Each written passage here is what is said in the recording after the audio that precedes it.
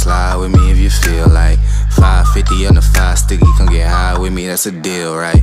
Ride with me if you ride with me, you can slide with me if you feel like. First of all, I'll say I think it's awesome that that's what you want to do, because there's so many people that don't think $10,000 is enough to parlay it into something bigger and better.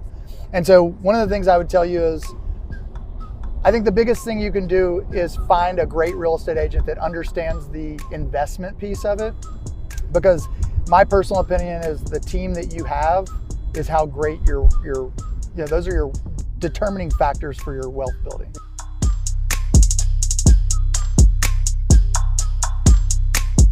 If you're willing to do the things that they tell you to do over time, yeah, and if you're talking to somebody that won't do it, then I don't think you're probably talking to the right person. But 10 grand, I mean, here's the thing. Most people don't ever consider it, or they don't, it's analysis paralysis, because they want the perfect investment property, or they want their dream home. And here's the thing, you're not gonna buy your dream home for the first property anyway. So why don't you just get started on the crappiest, ugliest investment property that you can buy that cash flows, that is a solid house. I'm not telling you to go buy property that has structural issues and water leaks and all these things, needing a new roof, because that ends up being a money pit and then you can't cash flow.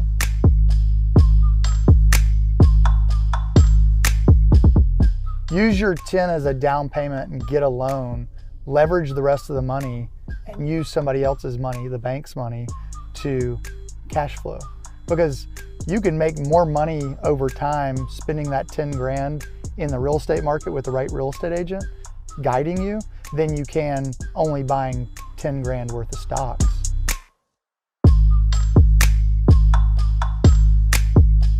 Real estate's a really great investment for, I mean, I could sit here and give you dozens of reasons why, but you know, at the end of the day, you've got predictable cash flow every month as long as you're maintaining your property.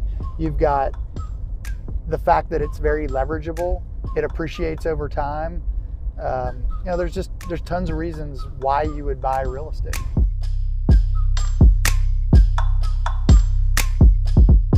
Your home inspector matters. Your realtor matters. Your mortgage guy matters. Like all those things are part of your team. Your title company matters. What happens if you buy a property that doesn't have a clean title to it? Yeah. Uh-oh. So, I mean, all those things matter, and it kind of starts with your mortgage guy and your realtor, because they're going to be able to connect you with everybody else, insurance, like all the people.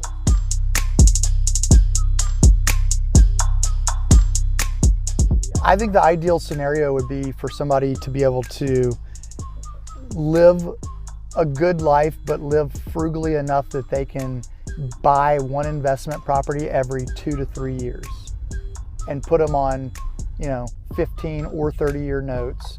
And if you do that, if you buy one property every 3 years for the next 15 years, the following 15 years are going to look really great for you. And so I don't know if you're going to do one property. I mean, that can be a headache and it can be an amazing experience. So if you're going to do one, why not do 10?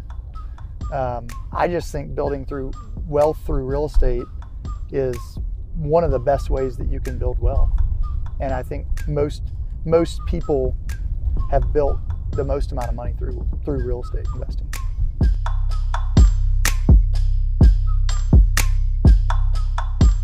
So I think there's a lot of variables there, and it depends on what their goals are, but let's just say this person they want to build wealth.